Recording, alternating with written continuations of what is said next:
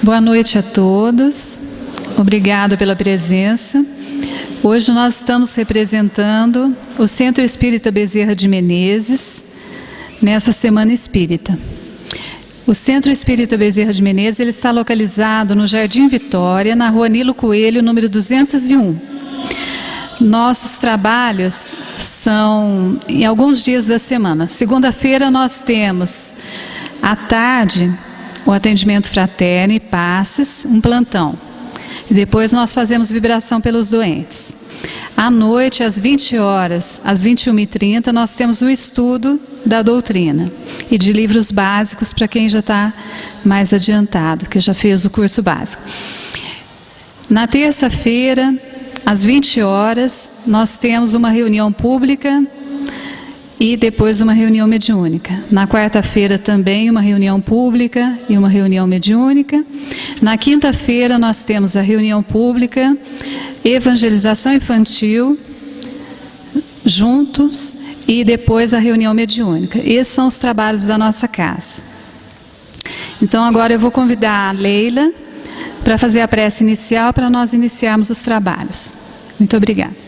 Amado Mestre Jesus, nosso irmão mais velho e querido, queremos pedir as bênçãos e a proteção para os trabalhos da noite. Que os nossos corações possam estar receptivos para aprender todos os ensinamentos aqui passados e que possamos, com este coração aberto, estarmos sempre prontos para ouvir o chamado amoroso de nosso amigo e nosso irmão maior, Jesus. Nos abençoe e nos proteja, hoje, agora e sempre. Que assim seja. Hoje nós vamos ter uma palestra com Mário Fonseca. Ele é psicanalista clínico, pedagogo, pós-graduado em neuropsicopedagogia, mediador do PEI, Programa Psicopedagógico para Corrigir e Desenvolver Funções Cognitivas. Educador social, músico, compositor, radialista e palestrante multivocacional. Atua nas seguintes instituições de ensino: Fundação Aprender para a Educação, Cultura, Ciência e Tecnologia em Varginha, Minas Gerais. Projeto Bem TV, instituição que acolhe e qualifica jovens em situação de risco social, em Varginha também. Censupeg, Centro Sul Brasileiro de Pesquisa, Extensão e Pós-Graduação, Joinville, Santa Catarina. Apresenta desde o ano de 2003 o programa radiofônico Suave Mensagem, Rádio Princesa do Sul. Foi presidente da AME Varginha e do terceiro CRE, Conselho Regional Espírita, de 2008 a 2012, tendo promovido à frente destes órgãos de unificação espírita encontros regionais, palestras e seminários, sempre em conjunto com a União Espírita Mineira, com vistas a promover o diálogo fraterno entre as lideranças do movimento espírita e demais trabalhadores das casas do sul de Minas. Então nós vamos convidar o nosso palestrante Mário para fazer a palestra. Muito bem. Senhoras e senhores, boa noite. Agradeço a presença de todos vocês. Agradeço o convite que se renova. É uma grande alegria estar aqui participando mais uma vez da 9ª Semana Espírita de Poços de Caldas. Não poderia deixar de mencionar aqui alguns nomes, e tenho certeza que todos se sentirão muito tocados e aqui abarcados, por estes nomes, que é o senhor Milton Muniz, presidente da AME de Poços, Geraldo, que está operando e modulando aqui no som, o Marco Aurélio, que está neste momento também transmitindo esse momento para todo o Brasil, para todo o mundo, em www.amigoespírita.com.br. A Maria José, nossa querida Zezé Bueno, aquele abraço fraterno. Ao Toninho, que me acompanha nas viagens, é o médium de transporte, né? Querido amigo de tantos anos. aos meus amigos da Casa do Evangelho, Mari, Rubens, Raul, que estão em Varginha, e os demais amigos, um abraço a todos. Eu venho trazer para vocês uma mensagem pautada no Evangelho. Eu espero que vocês gostem de estudar Evangelho. Claro que gostam. Até porque não existe espiritismo sem Evangelho. Não existe espiritismo sem Evangelho. A base do espiritismo é o Evangelho. Outro dia alguém me perguntou, mas qual palestra você vai fazer? Eu disse, nas trilhas do Evangelho. Mas de novo, mas eu só tenho essa. É sempre o mesmo tema, nas trilhas do Evangelho. Muda as trilhas, mas o tema continua sendo recorrente. E hoje, a trilha que eu escolhi trilhar com vocês, da última vez que aqui estive, foi as bodas de Caná, João, capítulo 2. E hoje, as trilhas são estas: o banquete nupcial, que está lá na narrativa de Mateus, capítulo 22. Mas o tema continua sendo nas trilhas do Evangelho. Essa é uma passagem daquelas únicas que nós só encontramos naquele ponto. Neste caso, da parábola que Jesus contou, o banquete nupcial, em Mateus capítulo 22. O que significa que, se não fosse Mateus, nós não saberíamos que um dia Jesus contou essa parábola. O Evangelho é assim. Existem algumas passagens que você pode comparar. Nos sinóticos, por exemplo, Marcos, Mateus, Lucas, há passagens, sobretudo aquelas mais cruciais, que você pode ler pelas 4 perspectivas: Mateus, Marcos, Lucas e João.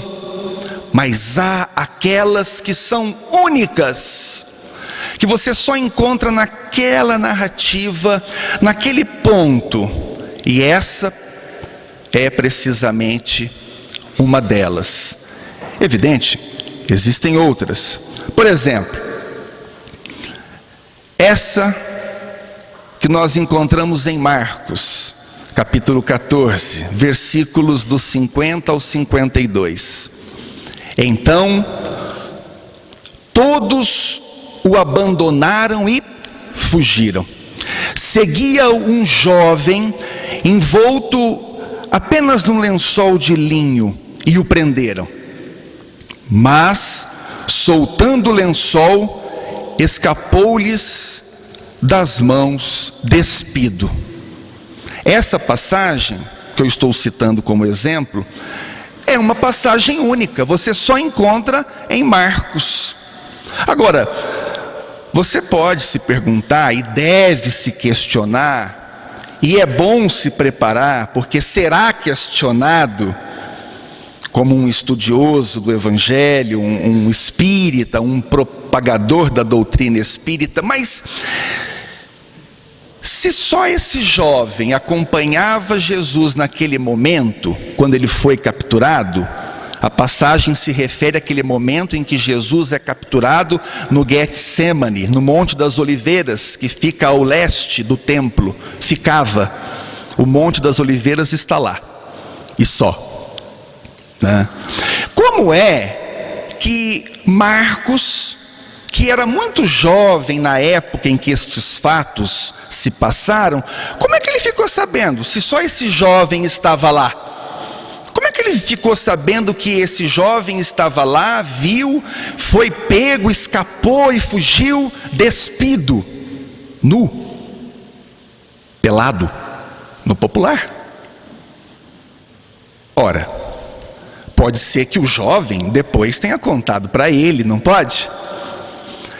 Pode ser também que ele seja o próprio jovem. Porque Marcos, ele era sobrinho de Barnabé. Barnabé, segundo Atos dos Apóstolos, era primo de Marcos.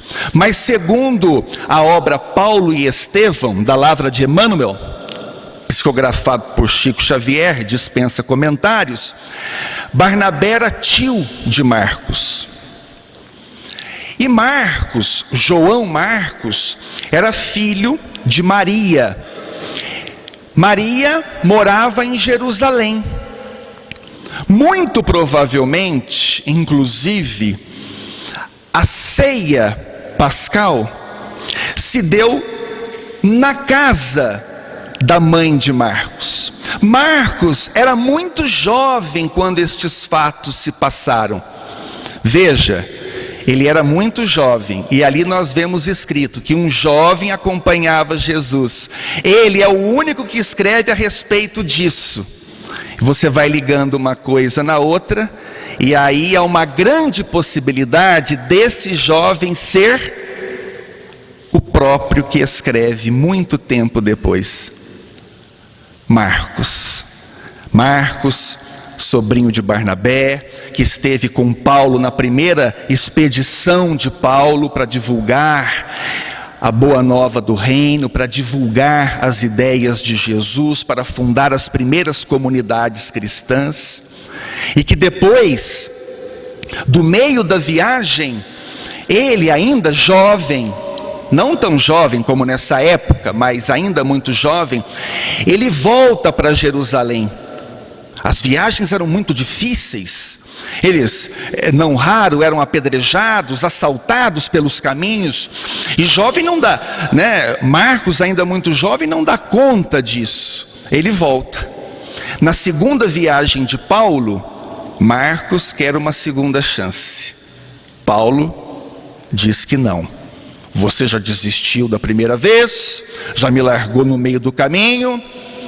Então Barnabé toma as dores do sobrinho, e é aí que Barnabé e Marcos vai para uma direção, e Paulo, com Lucas, que já havia chegado à Palestina nessa ocasião, vai para outra direção divulgarem a boa nova.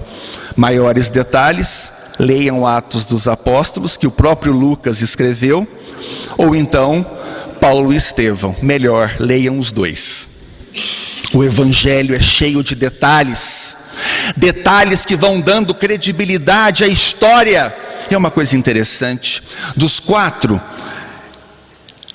evangelistas, das 4 narrativas oficiais, Marcos, Mateus, Lucas e João, o que escreveu a narrativa mais mística, mais espiritual, foi João, o que escreveu o 4º evangelho. Mas é interessante e paradoxal também, porque João, ao mesmo tempo que ele escreve um evangelho muito místico, muito espiritualizado, ele também é o que mais se preocupa em deixar esses detalhes, para que mais tarde houvesse uma fonte histórica a ser pesquisada e a ser analisada, e posto isso em prova. Por exemplo, está lá em João, capítulo 18, versículo 10. Simão Pedro, que tinha uma espada, puxou dela e feriu o servo do sumo sacerdote, cortando-lhe a orelha direita. O servo se chamava Malco. Esse detalhe, o nome do servo, você só encontra em João. Hoje pouco importa, você não tem como saber, mas na época você podia ir lá. Escuta, Caifás tinha um servo chamado Malco? Tinha, sim senhor, inclusive ele trabalha aqui ainda. Quero dar uma olhada na orelha dele. Dizem que Jesus tinha um discípulo que cortou a orelha do Malco. Tá certo que Jesus recolocou, mas não deu tempo de fazer uma cirurgia plástica, deve ter uma cicatriz. E caso você lesse isso e Malco já houvesse morrido, porque João escreveu o Evangelho quando no exílio em Pátimos, com quase 100 anos de idade, era tão velho que já corria uma lenda que o homem nunca ia morrer, né?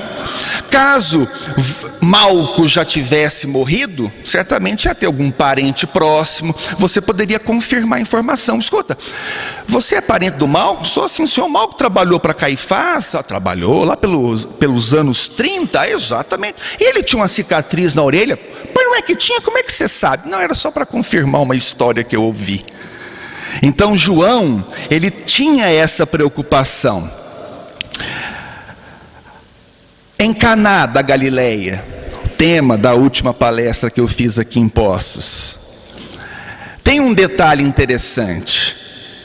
João vai tomar nota da medida das talhas, aquelas usadas para banho de purificação em determinados rituais religiosos do judaísmo.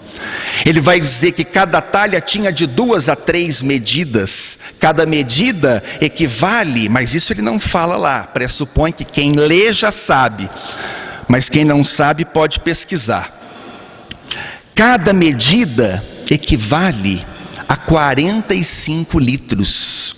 Cada talha daquelas comportava de 90 a 135 litros de água.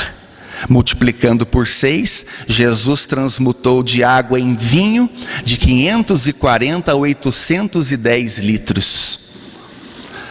Só que essas talhas só foram ser descobertas no século passado, por volta dos anos 40, quando em escavações arqueológicas acharam-se as tais talhas. E a medida? Exatamente essa que João relata. Percebe como é que esses detalhes vão dando credibilidade, vão dando historicidade aos fatos, que eles não foram apenas inventados. E João, ele era preocupado com isso. Uma outra passagem, também João, ele vai colocar entre parênteses isso. O parêntese que aqui está, não é meu, é dele, eu só copiei. Ora, Betânia distava, ou seja, distanciava de Jerusalém cerca de 15 estádios. Cada estádio, gente, 200 metros.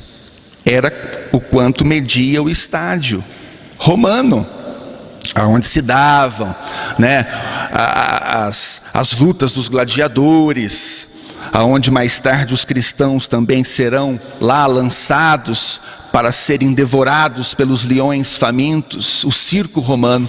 Então essa era uma medida típica da época, 200 metros. 15 estádios equivale a 3.000 metros. Ou seja, 3 quilômetros. Só que hoje, entre Betânia e Jerusalém, são mais quilômetros, cerca de 10 quilômetros.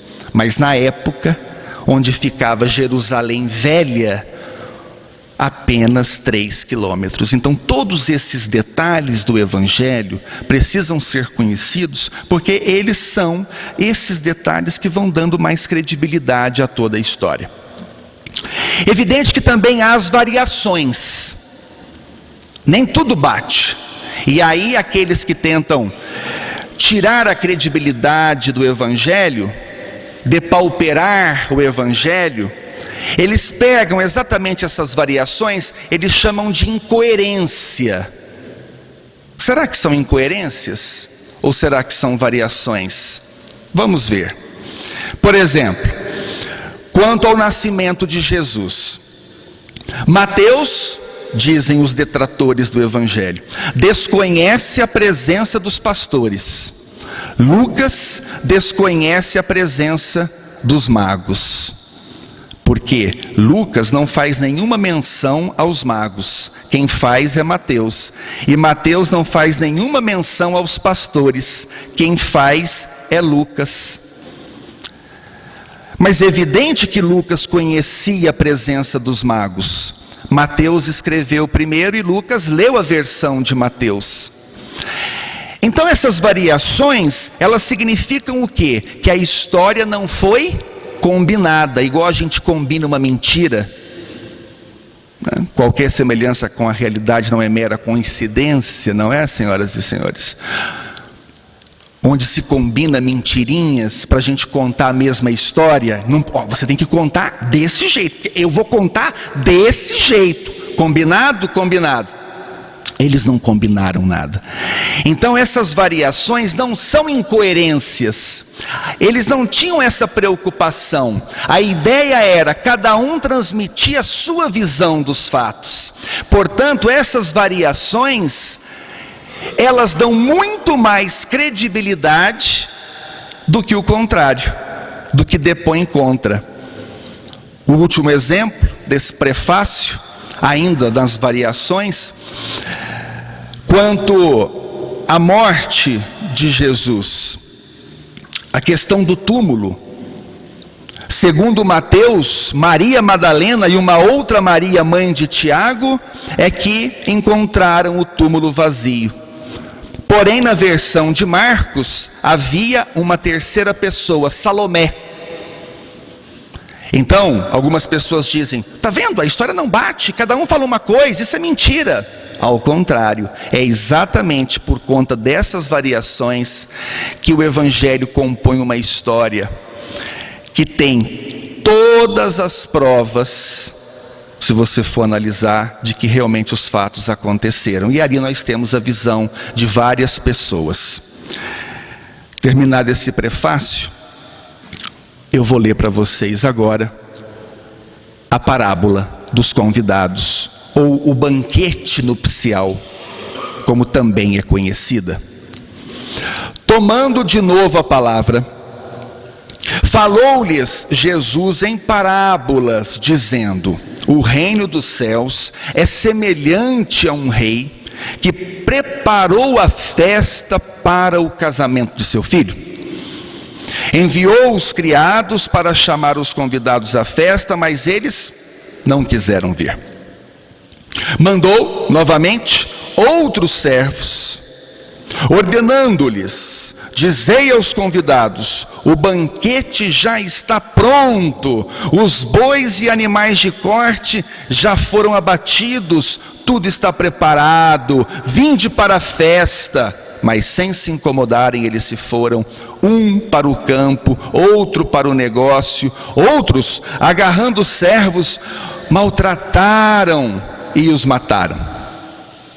O rei ficou furioso e, enviando seus exércitos, exterminou aqueles assassinos,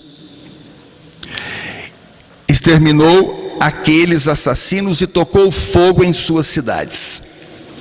Depois disse aos servos: a festa está preparada, mas os convidados não eram dignos. E depois as encruzilhadas dos caminhos, e chamai todos os que encontrardes para a festa. Saíram os criados pelos caminhos e reuniram todos que encontraram, maus e bons, e a sala da festa ficou cheia de convidados. Bem, aqui nós temos parte da parábola. Ela vai ter um desfecho que se segue nos versículos seguintes. Mas antes eu gostaria de voltar e ler pausadamente, comentando as passagens, para que vocês possam refletir, porque é assim que se estuda o Evangelho. Lendo pausadamente, refletindo nos detalhes. É assim que se estuda o Espiritismo também. Muito bem. Eu já disse que essa parábola é única em Mateus 22.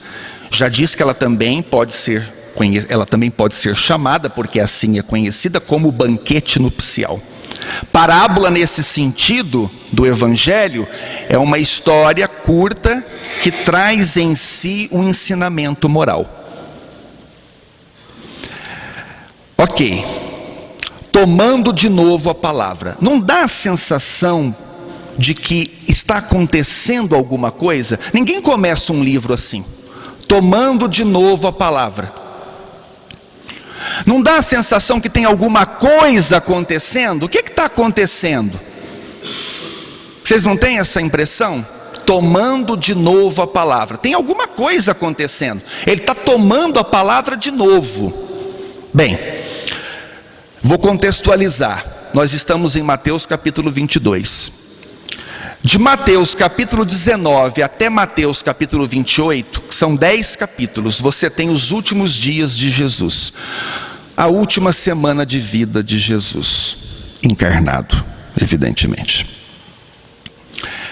Então nós estamos em Mateus capítulo 22. Jesus, nesse momento, ele está dentro do templo, e é um momento de grande tensão. Um dia antes ele havia derrubado as bancas dos cambistas, feito chicote e expulsado os vendilhões do templo. Muitos dizem que essa passagem não aconteceu. Senhoras e senhores, nós não podemos fazer do evangelho de Jesus um evangelho de conveniências. Isso me serve, aconteceu. Isso, impossível. Isso não cabe, então isso não aconteceu. Nós não podemos fazer do evangelho de Jesus um evangelho de conveniências. Se está lá, é porque tem credibilidade. E se você estudar, e principalmente prestar atenção nos detalhes, você vai descobrir que tem procedência. Jesus era galileu. Os galileus eram conhecidos por serem pessoas de temperamento forte. Jesus tinha sim um temperamento forte. Tem gente que acha que Jesus era assim, bobão. Bobão é quem pensa isso. Jesus era uma pessoa politizada, consciente, ativo, proativo, como os cristãos devem ser, né? Não é um alienado, uma pessoa que vai sem saber onde está indo, chega sem saber onde está e volta sem saber onde foi. E depois reclama da situação do país. É um alienado. Jesus não era alienado. Esse momento no templo é um momento de grande tensão. Foi um dia depois que ele vai e faz, toda aquela confusão porque estavam profanando o templo. Perguntam a ele de quem era a moeda, se era justo pagar tributo. Ele vai dizer a César o que é de César, a Deus o que é de Deus. É naquele momento que ele vai contar a parábola do bom samaritano, que você não encontra em Mateus, você encontra em Lucas capítulo 10, uma parábola revolucionária. Todas as parábolas de Jesus são revolucionárias, não é historinha para criança dormir. E essa parábola do banquete nupcial também é altamente provocativa. Não a provocação pela provocação, como nós vemos muitas vezes hoje nos Facebooks da vida. Uma provocação para levar a um raciocínio, a uma reflexão. Jesus fazia isso, por isso era mestre. Então esse é o contexto. Era muita tensão nesse momento. E agora vocês vão ver como é que faz sentido. Tomando de novo a palavra. Ele estava no meio dessa discussão com os fariseus, saduceus, escribas, doutores da lei, ortodoxos do judaísmo, em Jerusalém, dentro do templo, sabendo que alguns dias depois seria crucificado. Pelos mesmos instrumentos, os quais foi ofício de seu pai, mas no caso dele usados para o seu suplício. Você suportaria saber o que lhe aguardava? Veja a tensão desse momento. Agora podemos continuar. Falou-lhes. Falou para quem? Para os judeus, assim como ele era judeu. Jesus não era católico, não havia catolicismo na época, nem cristianismo. Isso só vai surgir depois, a partir de Paulo e de Lucas, segundo Atos dos Apóstolos, que vai cunhar essa palavra cristão. Não havia espiritismo codificado, não havia protestantismo. Havia ali naquela região o judaísmo, e quem não era judeu era gentil, pagão. Ele estava se dirigindo aos seus conterrâneos, aos seus irmãos judeus. Falou-lhes: o reino dos céus é semelhante a um rei que preparou a festa para o casamento de seu filho, enviou os criados para chamar os convidados. Quem são os criados? Quem são os convidados? Os criados, os profetas. Os convidados, aquele povo a quem ele falava. A festa, para chamar os convidados à festa. Mas eles não quiseram vir. Mandou novamente outros servos, ou seja, outros profetas.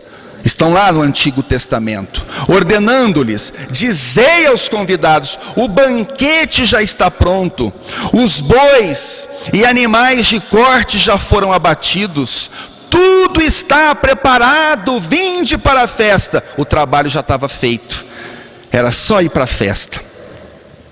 Mas, sem se incomodarem, eles se foram sim. Um para o campo, outro para o negócio, outro para debaixo da coberta, outro foi assistir uma novelinha, Ou seja, cada um foi cuidar da sua vida, das questões materiais, porque esse banquete, nós vamos ver, ele não era um chamado para essas questões mundanas. E outros ainda, como se não bastasse, agarrando os servos, maltrataram e os mataram. E nós temos isso tudo no Antigo Testamento, é histórico. O rei ficou furioso e enviando seus exércitos. Quem é o rei? O Senhor dos exércitos. Jesus faz uma analogia a como se chamava Deus, ou uma das maneiras com as quais eles chamavam Deus no Antigo Testamento. Exterminou aqueles assassinos e tocou fogo em suas cidades. Depois disse aos servos: a festa está preparada, mas os convidados não eram dignos. Chamou quem de indigno? Eles próprios que estavam lá escutando. Já pensou? Na lata. Os convidados não eram dignos. Olha só, que coragem, que destemor. É por isso que eu sou apaixonado pelo Jesus histórico. Muito mais do que pelo Cristo da fé, que foi o que fizeram dele as teologias humanas. Quando você estuda Jesus histórico, ele ainda é mais apaixonante, porque é mais verdadeiro. Muito bem, e depois as encruzilhadas dos caminhos, e chamai, agora tem a ver com a gente, olha só, todos os que estiverem, todos que encontrarem, mas lê daqui também, vou te falar, é uma obra de arte, viu? Vamos lá. Todos os que encontrardes para a festa. Saíram os criados pelos caminhos e reuniram todos que encontraram, maus e bons. E a sala da festa ficou cheia de convidados. Aí tem a ver com a gente. Como o judeu não aceitou, então vai lá, chama o resto somos nós. Os que estão aí pelas encruzilhadas, os estrupiados, os perdidos, os que não conhecem a palavra, os bons e maus. De que lado você está? Eu sei de que lado que eu estou. Com certeza não é dos bons, né? Nem Jesus aceitou ser chamado de bom. Mas muito bem. E aí isso tem a ver com a gente. Então, eu tenho algumas perguntas a fazer. Primeira pergunta: que banquete é esse? Segunda pergunta: como chegar nessa festa? Porque todo mundo quer um banquete aí, né? Todo mundo quer participar desse banquete. E a terceira pergunta é: como devo me comportar na festa? Porque no desdobramento da parábola, vocês vão ver, quem já conhece vai relembrar, quem não sabe se comportar na festa, não tem um final muito feliz não. Então essas três perguntas é que eu quero desenvolver agora. Primeiro, que banquete é esse? Ora, gente, é o nosso maior objetivo de estarmos aqui na terra. Ou não é para evoluirmos? Para encontrarmos o reino dos céus dentro de nós, para nos tornarmos pessoas melhores, mais compassivas, mais conhecedoras, mais sábias. Não é isso? Então esse é o banquete espiritual, o qual Todos nós somos convidados. Bom, muito bem, então eu sou convidado e vocês também são convidados. Que bom, né? Vamos lá? Vamos. Aonde chegar? Vamos! Cegos guiando cegos. É isso? Onde é que nós vamos dar? Com os burros na água. Não me sigam, por favor, né? Siga a sua orientação interna. Aonde fica esse banquete? Para responder isso, nós vamos recorrer a Jesus. Só a Ele nós podemos recorrer nessas questões de mais profundidade. Vamos ver. A trilha agora é Mateus capítulo 8. Eu estou voltando um pouco, nós estávamos no capítulo 22. Vamos voltar? Pronto, voltamos. Aquela passagem em que Jesus acalma a tempestade. Eu quero ler para vocês rapidamente. E subindo a barca, seguiram-no os discípulos. E eis que uma grande tempestade se levantou do mar, a ponto de a barca desaparecer entre as ondas. Jesus, porém, dormia. É a única hora que você vai ver Jesus dormindo no Evangelho, mas é por pouco tempo, vocês vão ver. Aproximando-se, acordaram-no. Pronto, já acordou, né? Dizendo: Senhor, salva-nos que perecemos. Respondeu-lhes ele: por que este medo, homens de pouca fé? Em seguida, levantou-se, intimidou aos ventos e ao mar, e se fez grande bonança. E os homens se admiraram, dizendo: quem é este, que até os ventos e o mar lhe obedecem? Só para contextualizar, eles estavam no mar da Galileia, eles estavam indo para o Genezaré, que era um local onde Jesus gostava muito quando estava na Galileia. Jesus tinha uns locais que ele gostava muito de estar. Quando ele estava na Judeia, ele gostava do Monte das Oliveiras, principalmente do Getsemane, onde ele foi capturado. Quando ele estava na Galileia, ele gostava muito do Genezaré. Só que para chegar no Genezaré não era fácil não, porque as correntezas eram perigosas, os ventos traiçoeiros e as pedras pontiagudas que não raro feriam os cascos das embarcações. Então alguém muito inteligente teve uma ideia simples. Aliás, as ideias inteligentes são simples. Quando tiver rebuscado demais, duvide. Colocou-se no alto do Genezaré 3 luzes, 3 faróis.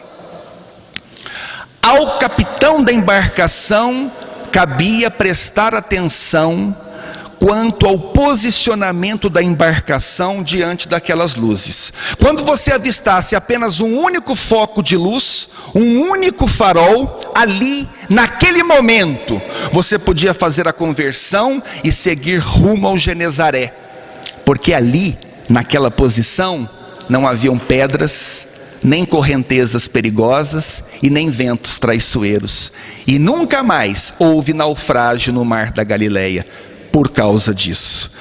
Pelo menos, se o capitão observasse as 3 luzes, a travessia era segura. Pedro, que era o capitão da barca, conhecia muito bem as luzes e, portanto, sempre levava Jesus e os seus amigos até o Genezaré em segurança. E eu queria fazer uma analogia, uma comparação entre essas figuras e a nossa vida. Olha só, a embarcação representa a nossa existência. O capitão somos nós.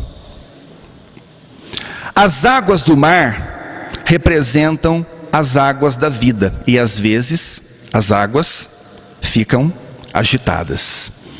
As correntezas perigosas e pedras pontiagudas representam os desafios que a vida nos traz.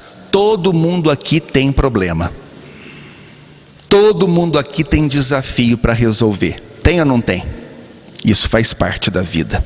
O Genezaré representa, nessa comparação que eu estou fazendo, nessa analogia que eu estou criando, representa o nosso grande objetivo, que é o quê? Participarmos desse banquete espiritual ao qual nós somos convidados.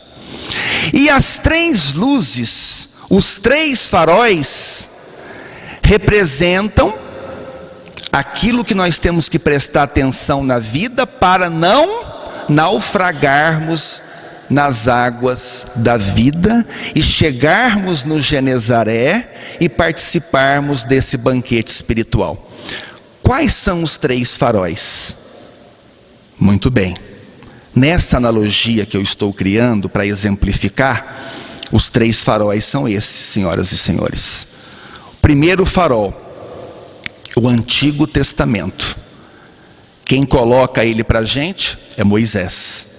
É a lei que corrige. Não despreze o Antigo Testamento. Ele é antigo, não é velho. O Evangelho, quem nos traz? Jesus. É o amor que consola. E o terceiro farol, que nós conhecemos bem, é o Espiritismo. Quem nos coloca? Quem nos codifica ele? Kardec. É o esclarecimento que fortalece. Se você observar esses 3 faróis, alinhar a sua embarcação, a sua existência com eles, você vai fazer a travessia sem grandes problemas. Eu disse sem grandes problemas, eu não disse sem problemas. Você vai fazer a travessia com segurança, mas se você não observar os 3 faróis, vá por conta sua, o risco é seu. E você pode ter certeza que as avarias serão grandes. Por isso os 3 faróis foram dados para a humanidade. Você tem o Antigo Testamento, é a lei que corrige. Você tem o Evangelho, o amor que consola. E você tem o Espiritismo, que é o esclarecimento que fortalece.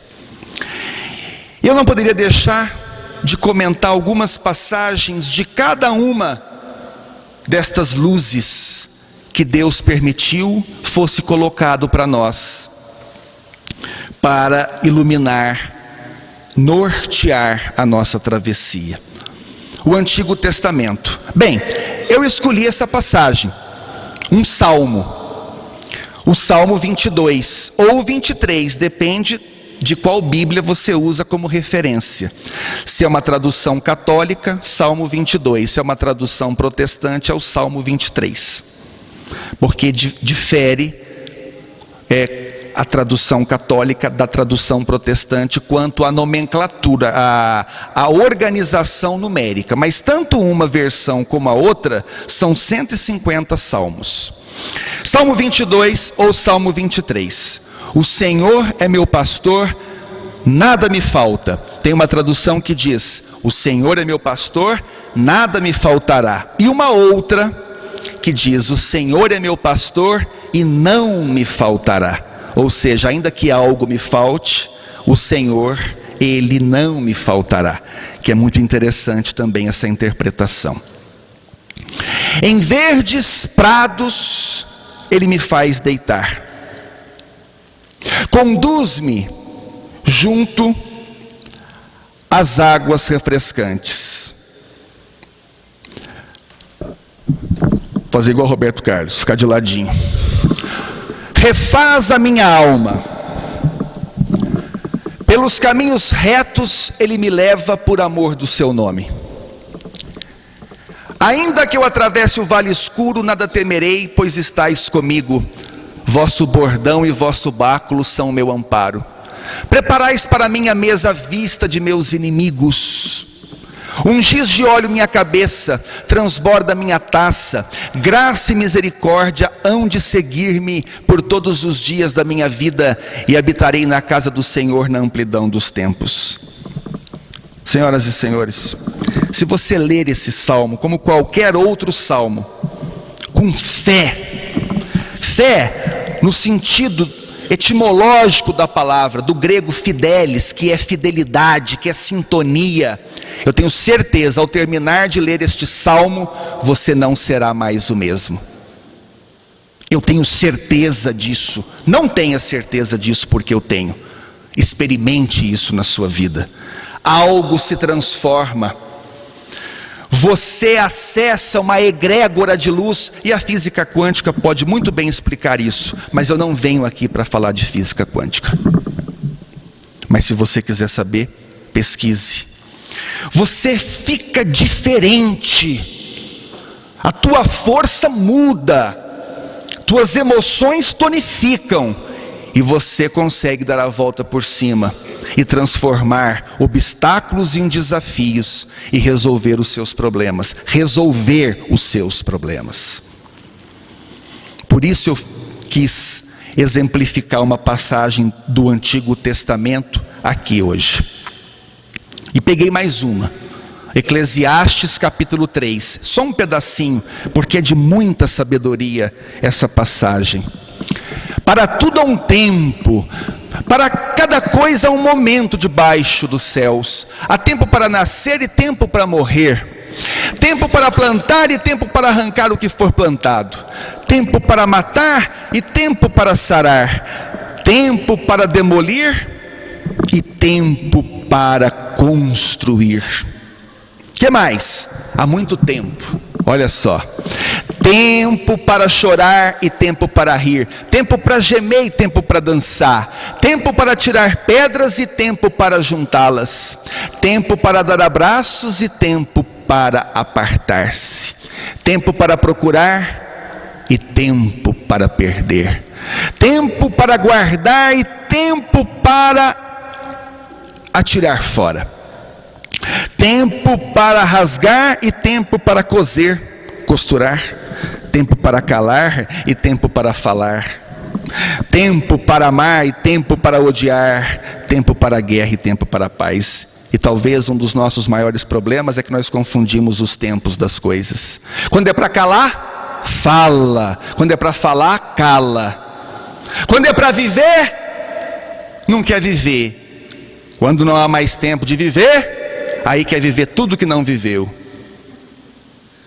Confunde os tempos e se deprime, fica reclamando e põe a culpa em Deus, ou não sei mais em quem, na mulher, no marido, nos pais, né? No governo é praxe, é de praxe, né? É de praxe. Muito bem, cada povo tem o governo que merece. Mas vamos.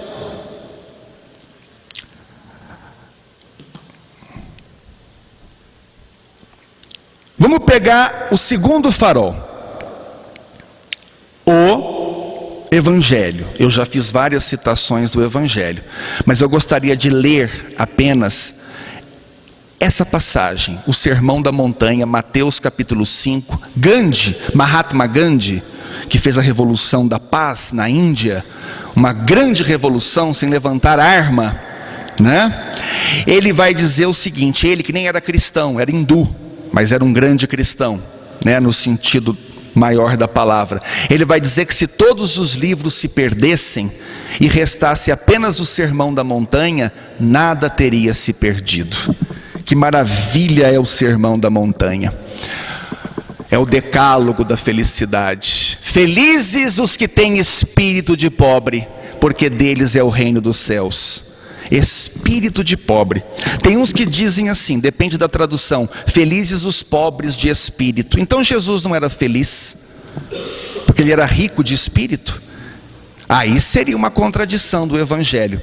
Mas Jesus disse, felizes os que têm espírito de pobre. Huberto Roden, de Tubarão, Santa Catarina, ele vai dizer na tradução dele que Jesus disse assim, felizes os pobres pelo Espírito, ou seja, os desapegados.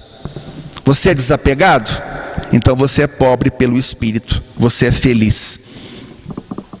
Felizes os que choram, porque serão consolados. Felizes os mansos, porque possuirão a terra. Felizes os famintos e sedentos de justiça, porque serão saciados. Felizes os que se compadecem, porque alcançarão misericórdia. Felizes os limpos de coração, porque verão a Deus. Felizes os pacíficos, porque serão chamados filhos de Deus. Felizes os perseguidos por causa da justiça de Deus, né, gente? Porque deles é o reino dos céus. A gente tem que ir deixando as coisas claras, porque é muito fácil manipular o que está escrito. Nós estamos lendo uma passagem do Evangelho, é o segundo farol colocado na nossa vida para nos ajudar a fazer essa travessia. O que é isso? É para ir para frente. Eu estou voltando? Não. Então, ó, vamos lá. Agora está indo para frente. E o terceiro farol? O Espiritismo. Todo mundo aqui conhece, né? Todo mundo aqui pode dar uma verdadeira aula de Espiritismo, porque estudam bastante. Tudo bem, mas vamos recapitular. As obras básicas, o Livro dos Espíritos, o Livro dos Médiuns, o Evangelho segundo o Espiritismo, o Céu e o Inferno, a Gênese, as obras subsidiárias.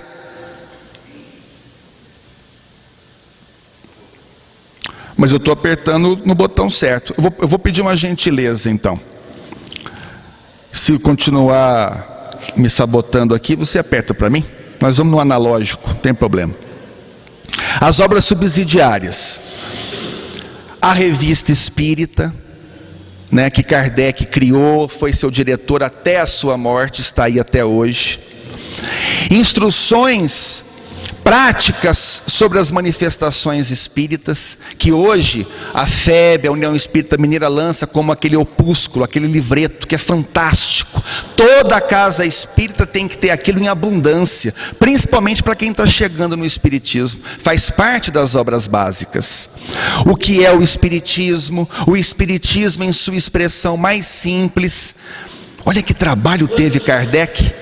De 1857 até 1869, ele conseguiu compilar essa obra de profundidade. Não foi uma tarefa fácil. E um livro fantástico, quem não leu, eu recomendo, Viagem Espírita, em 1862. Kardec sai fazendo uma verdadeira turnê pela Europa, divulgando o Espiritismo, fazendo palestras, e no final do mesmo ano, ele lança o livro contando as suas impressões sobre aquela viagem. Muito bem, mas de repente você pode falar assim, sabe o que acontece? A obra espírita é muito grande, é difícil ler. Falta tempo. Tá bom, tudo bem, eu sei, realmente. Nós temos muita coisa para ler. Leia então só o Livro dos Espíritos. Pronto. Esquece o resto. Então você está dizendo que o Livro dos Espíritos é melhor que os outros? Eu estou dizendo para vocês que toda a obra espírita está resumida no primeiro livro. E didaticamente eu vou mostrar isso para vocês. Olha só. Vejam. A introdução. Não, vamos pegar lá a primeira parte. Você sabe que o Livro dos Espíritos é dividido em 4 partes ou 4 livros. Vamos chamar aqui de 4 partes. Pegue a primeira parte, da questão 1 a 75. Você tem um resumo do livro A Gênese. Pegue depois a segunda parte, da questão 76 a 613. Você tem um resumo do Livro dos Médiuns. Pegue depois a terceira parte, da questão 614 a 919. Você tem um resumo do Evangelho segundo o Espiritismo. E a quarta parte, Esperanças e Consolações, que vai da 920 até a 1019. Você tem um resumo do Céu e o Inferno. Ah, mas é muita coisa para ler. Mais de 1000 questões? Tá bom, não precisa ler o Livro dos Espíritos inteiro. Leia apenas a introdução. A introdução é um resumo de tudo isso. Ela é dividida em tópicos. Tópico pressupõe algo menor do que capítulo. Você não precisa ler um capítulo inteiro. São 17 tópicos. Pronto, leia só os 17. Ah, mas é muito. É muito. Ok, então, eu vou facilitar. Vá lá. Em um tópico da introdução, Esquece os 17 tópicos. 17 também é muita coisa. Vai lá no tópico 6 e leia só ele. É um resumo de tudo isso. O tópico 6 da introdução do Livro dos Espíritos é um resumo do Livro dos Espíritos. Não se preocupe, eu não vou ler o tópico. É só um parágrafo. Resumimos aqui em poucas palavras os pontos mais importantes da doutrina que eles, os Espíritos, nos transmitiram, a fim de responder mais facilmente a certas objeções. A partir dali ele desenvolve algumas páginas. É o tópico 6 da introdução do Livro dos Espíritos. Então, o Livro dos Espíritos, ele tem toda a obra ali, formatada. Depois o Kardec vai desenvolvendo isso. E o próprio Kardec não percebeu isso. Só mais tarde é que os estudiosos foram percebendo essa didática que escapou até mesmo da própria inteligência e sensibilidade do Kardec. Obra dos espíritos superiores. Kardec não precisava saber de tudo. E aí nós vamos encerrar. Voltando na parábola. Eu tinha feito 3 perguntas. Que banquete é esse? Essa eu já contei. Como fazer a travessia? Acabei de falar. Observe os 3 faróis, para você não naufragar. O Antigo Testamento, o Evangelho e o Espiritismo. Eu fiz analogia com Genezaré, para criar uma figura de linguagem e você ter isso na sua tela mental. Como me comportar no banquete? É a terceira pergunta. Essa eu não respondi ainda, porque é preciso saber se comportar. Vejam ali. O que acontece?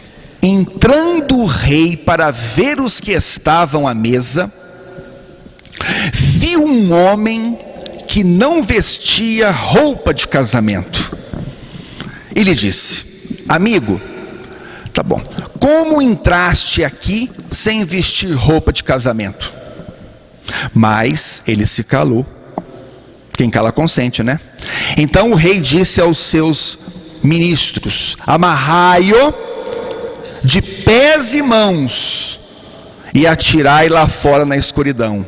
Ali haverá choro e ranger de dentes, porque muitos são os chamados e poucos os escolhidos. E aí alguns pensam assim: agora eu sei porque eles não foram na festa. Agora eu entendi porque que eles não foram na festa. O rei é muito bravo. Ele manda chamar os estrupiados da vida, os que estão perambulando pelas estradas. O homem vai sem roupa de casamento, ele manda jogar lá fora na escuridão, tem choro e ranger de dente, onde o filho chora e a mãe não ouve. Mas que rei bravo! E esse rei é Deus? Assim falam os detratores do Evangelho, aqueles que não compreendem a profundidade. Gente, isso é figura de linguagem, metáfora. Isso é metáfora. O Evangelho, o Antigo Testamento é cheio de metáforas. Adão e Eva é uma metáfora, Noé é uma metáfora. São parábolas que trazem um ensinamento. Então Jesus está querendo dizer alguma coisa, que é preciso nós, lembra os convidados? Os primeiros foram os judeus, segundo a parábola de Jesus. Depois, como eles não aceitaram, porque eles estavam muito ocupados só com as coisas materiais, o chamado se estende a todos. Isso então engloba a todos nós. Só que é preciso ir com roupa apropriada, porque senão há uma consequência. Que roupa é a roupa apropriada? Você vai dizer assim: já sei, colocar um blazer, uma gravata. Não, não é essa a roupa. Qual é a roupa apropriada? A gente vai aprendendo isso na travessia. É durante a vida. A roupa apropriada é aquilo que Jesus nos ensinou: procurarmos nos amar, a nós mesmos, ao próximo, nos conhecer, respeitarmos-nos uns aos outros, sermos mais compassivos. Eu quero dizer uma coisa para vocês: a melhor religião não é a espírita. A melhor religião é a que te faz melhor. Dalai Lama disse isso a Leonardo Boff. Quando Leonardo Boff, ele mesmo conta isso em uma de suas palestras, numa mesa redonda, participando autoridades religiosas, ele pergunta a Dalai Lama qual a melhor religião. Pergunta de fariseu, de Leonardo Boff. Ele mesmo vai admitir isso, né? E aí Dalai Lama diz: a melhor religião é que te faz melhor. E Leonardo Boff coça aquela barba branca dele e fala: e agora o que eu falo para esse homem? Porque ele achou que ele ia dizer que era a religião budista, o Zen budismo. Ele diz: não, é a que te faz melhor. E Leonardo Boff tenta então, remendar: mas o que é que me faz melhor? Está igual o fariseu na parábola do bom samaritano, né? Só que a emenda fica pior do que o soneto. E aí ele vai dizer: a melhor religião é a que te faz melhor. Ou seja, é a que te faz mais compassivo, mais simples, mais desapegado, mais feliz. É assim que nós devemos nos vestir para o banquete. É com simplicidade. Ou seja, é de acordo com o nosso jeito. Se você quer ser diferente copiando os outros, você vai ser igual a todo mundo. Você vai ser um clone de alguém. Seja você. Qual é o seu jeito? Se você for você, você vai ser diferente, porque você é único. Deus não cria duas pessoas iguais. Você é único, tua digital é única, a íris dos seus olhos também é única. São provas biológicas. Tua personalidade é sua. Nós temos pontos em comum. Sim, nós somos semelhantes. Claro que somos filhos de um mesmo pai, é verdade. Mas nós somos diferentes. Seja você. Então, para ser você é preciso de autoconhecimento. É preciso de experienciar a vida, saborear as coisas que a vida nos traz, tirarmos o sabor disso. Isso é sabedoria. Seja você. Essa é a grande mensagem do Evangelho. Essa é a grande mensagem do Cristo. É você ser uma pessoa original, singular, ímpar. É você ser você, do seu jeitão. E se alguém tiver que gostar de você, vai ser do jeito que você é, criatura. O teu corpo é perfeito do jeito que é. Para de ficar correndo atrás de estética, de padrão de indústria, acabando com a tua saúde. Quantas pessoas sofrem de anorexia, de bulimia, porque estão cheios de neuroses na cabeça, correndo atrás de um padrão industrial, de um corpo perfeito, dentro de um modelo traçado pela indústria. Agora na França tem uma nova lei, eles estão estudando, vocês acompanharam? Porque a modelo não pode ser mais tão magra, porque lá as modelos estão morrendo, e não é só lá, é em todo lugar. Há casos, e não é só modelo, é uma neurose. E Jesus nos ensinou a nos libertarmos disso, sendo nós mesmos, gostando da gente, daquilo que a gente faz, procurando fazer o que gosta. E se você não faz o que gosta, procure gostar do que faz, e faça com amor, e faça com vontade. Tem gente que vai trabalhar, já vai reclamando, antes de dar o horário de bater o ponto, já está lá com a bolsinha embaixo do braço, esperando para bater o ponto. Triste, melancólicos, deprimidos. E a responsabilidade é de quem? É da pessoa. É uma escolha. Livre-arbítrio não é dever, não é direito, é dever de escolha. Todos nós temos o dever de escolher. Você está aqui essa noite, você fez a escolha de estar. Eu também fiz a escolha de vir de Varginha, Poços de Caldas. Estou feliz e estou inteiro, é 100%, isso é integridade. E quando eu for embora, é 100%. Eu gostei do que um amigo meu, um pastor presbiteriano, eu tenho amizade com pessoas de todas as religiões, desde pai de santo, pastor presbiteriano. Se você tem algum preconceito, né? Eu não tenho. Babalorixá, não tem problema. Esse pastor presbiteriano, pastor Márcio, abraço para você lá de Lambari, de Jesuânia, da comunidade Renascer. Sempre faço palestra lá, e quando vou no centro espírita, ele vai no centro de Lambari para assistir a palestra. Ele me disse assim: Jesus era 100% homem e 100% Deus. Na hora eu fiquei por entender, depois eu meditei naquilo. Ele tem razão, porque Jesus era 100% homem e 100% divino, e nós também podemos ser. 100% é inteireza, integridade, é ir de corpo e alma, não é ficar com o dedinho lá na piscina. Ai, está muito fria essa água, não sei se eu entro ou não nesse relacionamento. Meu amigo, se é para ir, vai de corpo e alma. Se não é para ir, não vai, mas não engana, não obstrui, desobstrua o caminho.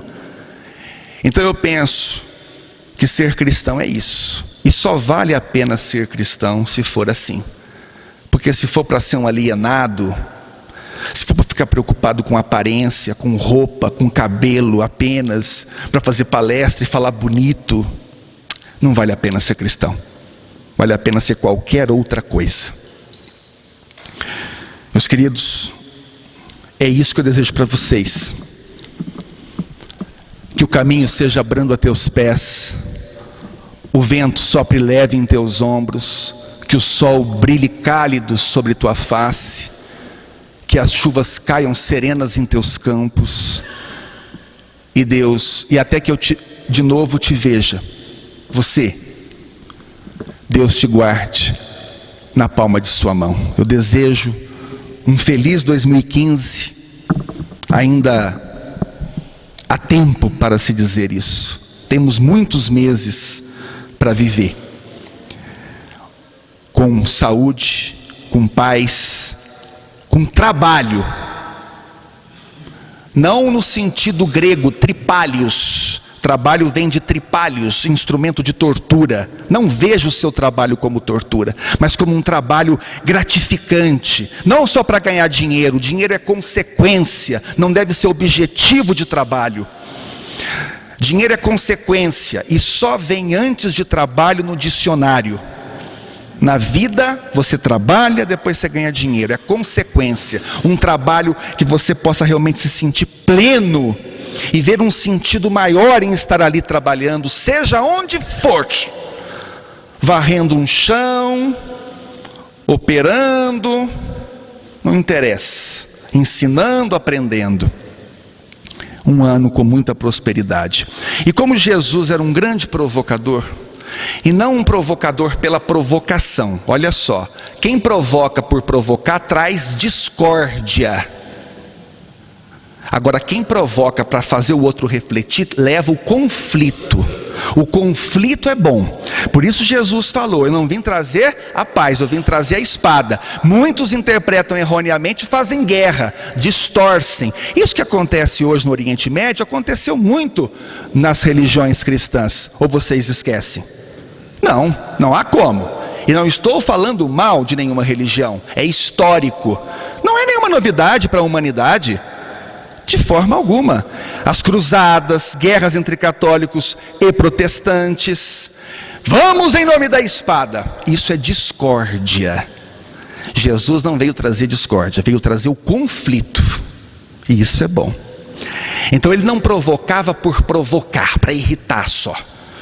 Ele provocava para causar um conflito, porque é o conflito que te move adiante, já dizia Piaget. E isso é bom, porque senão você não sai da sua zona de conforto. E já que é assim, então, eu deixo essa frase com vocês, muito oportuna para o momento. Ela não é minha, é de Ayn Rand. Quando você perceber que para produzir precisa obter autorização de quem não produz nada, quando comprovar que o dinheiro flui para quem negocia não com bens, mas com favores, quando perceber que muitos ficam ricos pelo suborno e por influência, mais do que pelo trabalho, e que as leis não nos protegem deles, mas, pelo contrário, são eles que estão protegidos de você, quando perceber que a corrupção é recompensada e a honestidade se converte em autossacrifício, então poderá afirmar, sem temor de errar, que sua sociedade está condenada. Cristãos, católicos, espíritas, evangélicos, povo da Umbanda, do Candomblé, cidadão, independente de religião, e até você que se diz ateu, que rompeu com o modelo de Deus, porque na verdade todos nós sabemos que Deus é a realidade maior, não existe ateu. Existem pessoas que rompem com uma imagem de Deus, mas isso é tema de uma outra palestra. Todos nós, cidadãos, precisamos ter essa consciência. Isso foi o que Jesus veio nos ensinar, a termos mais consciência, a sermos pessoas que não evitam o conflito, que evitam a discórdia, mas que sabem que os conflitos são necessários para nos impulsionar em todos os sentidos, inclusive espiritualmente. Muitíssimo obrigado, desculpe se me estendi demais, foi um grande prazer estar aqui, espero voltar. E até a próxima, se Deus assim o permitir. Obrigado.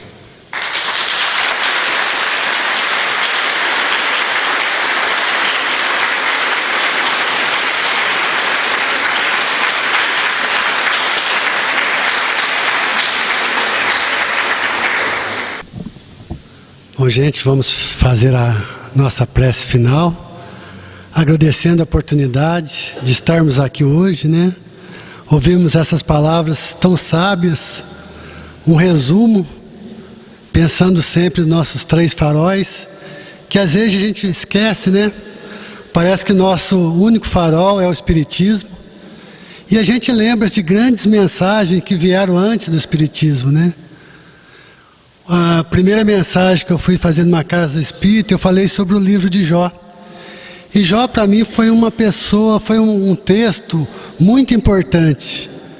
Porque naquele momento eu precisava ouvir que Jó me dizia: o Senhor dá, o Senhor toma, louvado seja o Senhor, né? Então foi muito bom essa palestra, obrigado, agradecemos. E em nossas casas espíritas, no nosso dia a dia, vamos refletir mais sobre esse assunto, pode ter certeza. Senhor nosso Deus, nosso Pai de amor, de bondade, de justiça, de misericórdia, Mestre amado Jesus, irmãos espirituais que estão aqui conosco, lutando, trabalhando conosco para a realização deste evento, agradecemos do fundo dos nossos corações toda essa ajuda, todo esse encaminhamento, toda essa possibilidade de aprendermos cada vez mais a respeito das palavras de Jesus e os ensinamentos que vieram até nós para mostrar o verdadeiro caminho, o caminho da fé, o caminho da esperança, o caminho do amor, o caminho do perdão, para que todos nós, ovelhas do Senhor, que nenhuma será deixado para trás, como diz o Mestre Jesus, possamos seguir em frente, cheios de problemas, como todos sabemos que teremos, nesse mundo de provas e expiações,